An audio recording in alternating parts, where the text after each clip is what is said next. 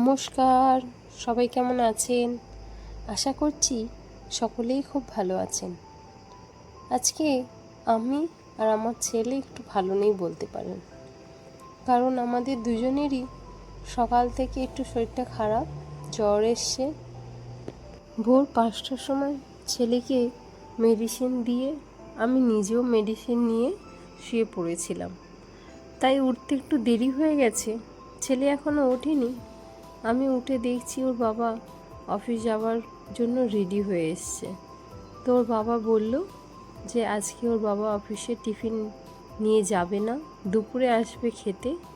তো বলল সকালে একটু চা বানাচ্ছি, বসো দুজনে মিলে চা খাবো, তাহলে ভালো লাগবে। আসলে সর্দি জ্বর হলে জানেন তো, একটু আদা দিয়ে এলাচ দিয়ে চা খেতে ভালো লাগে।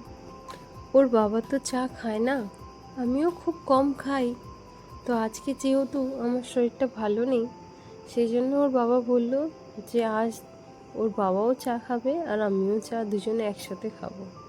তো ভালোই লাগলো দুজনে একসাথে চা খাবো শুনে।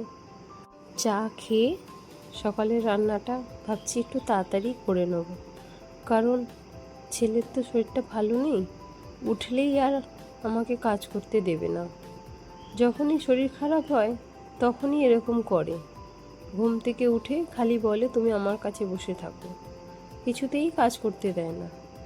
আমরাও যখন ছোট ছিলাম মনে পড়ে, আমাদেরও যখন শরীর খারাপ হতো তখন মাকেও বলতাম মা তুমি এখানে বসে থাকো, তখন মাকে না কাজ করতে দিতাম না কিছু।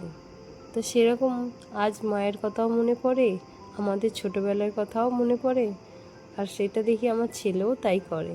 আজকে আমার গলার ভয়েসটাও খারাপ হয়ে গেছে, আসলে সর্দি জ্বর হয়েছে তো গলার ভয়েসটা একটু নেমে গেছে।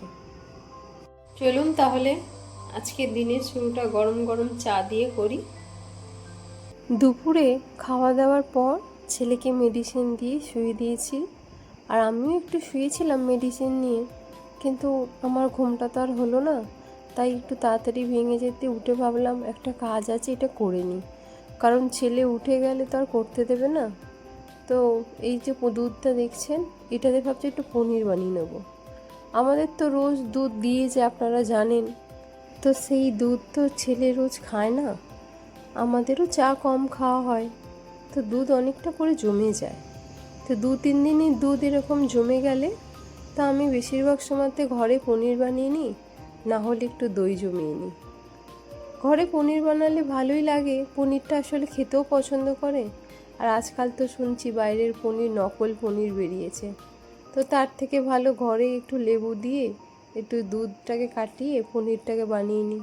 আর ইজিও হয়, খুব তাড়াতাড়ি হয়েও যায়, আর ঘরের জিনিস তো ফ্রেশই হয় আপনারা জানেন।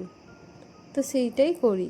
আসলে দুধ না খেলেও পনিরটা খেলেও যদি কিছু দুধের গুণ পাওয়া যায়, দেখুন সেই দুধটাকেই লেবু দিয়ে কাটিয়ে কীরকম পরিবর্তন করে নেওয়া হয়েছে পনিরে। এটা বানাতে বেশি সময় লাগে না, খুব তাড়াতাড়ি হয়ে যায়, আর ঘরের জিনিস তো টাটকা হয় আপনারা সবাই জানেন। আপনারাও দেখবেন চেষ্টা করে এইভাবে পনির বানিয়ে নিতে। যখনই দুধ জমে যাবে তখনই পনির বানিয়ে নেবেন। কখনো এই দুধ জমে গেলে মিষ্টিও বানিয়ে নিই, কখনো রসগোল্লা, কখনো ছানার সন্দেশ, অনেক রকমই বানিয়ে নেওয়া যায়। দুধ না খেলেও তবু তো ছানা পনির এই জিনিসগুলোও যদি ছেলে খায়, তবুও যদি কিছুটা একটু কাজে লাগে শরীরে। প্রথমে দুধটাকে ফুটিয়ে নিয়েছিলাম ভালো করে, তারপর কিছুক্ষণ গ্যাসটা বন্ধ করে দুধটা একটু ঠান্ডা করে রেখেছিলাম। ঠান্ডা করার পর একটু লেবুর রসের একটু বাটিতে জল দিয়ে সেটা দিয়ে দুধটাকে ফাটিয়ে তারপর এটাকে একটা কাপড়ের মধ্যে ছেঁকে তারপর একটু ঠান্ডা জল দিয়ে এটাকে একটু ধুয়ে দিচ্ছি। তাহলে কী হবে, লেবুর রসের যে একটু টক ভাবটা সেটা কেটে যাবে।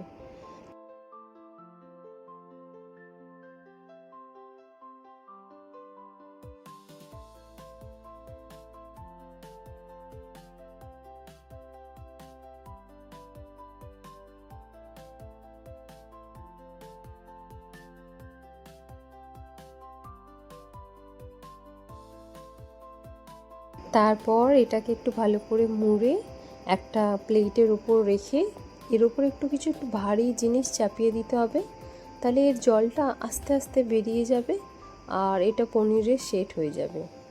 এটা গরমকালে হতে 2 ঘন্টা মতো সময় লাগে, আর শীতকালে একটু বেশি সময় লাগে, 3 থেকে 4 ঘন্টা। তো এই দেখুন হয়ে গেছে, 2 ঘন্টা হয়ে গেছে। খুলে আপনাদের দেখাচ্ছি যেটা পনিরটা হয়ে গেছে। খুব নরমও হয়, দেখবেন ঘরের পনির বানালে। আর এই পনিরটা এবার একটা ছোট বাটিতে একটু জল দিয়ে আপনি যদি ফ্রিজে রেখে দেন, 1 সপ্তাহ মতো পনিরটা ভালো থাকবে।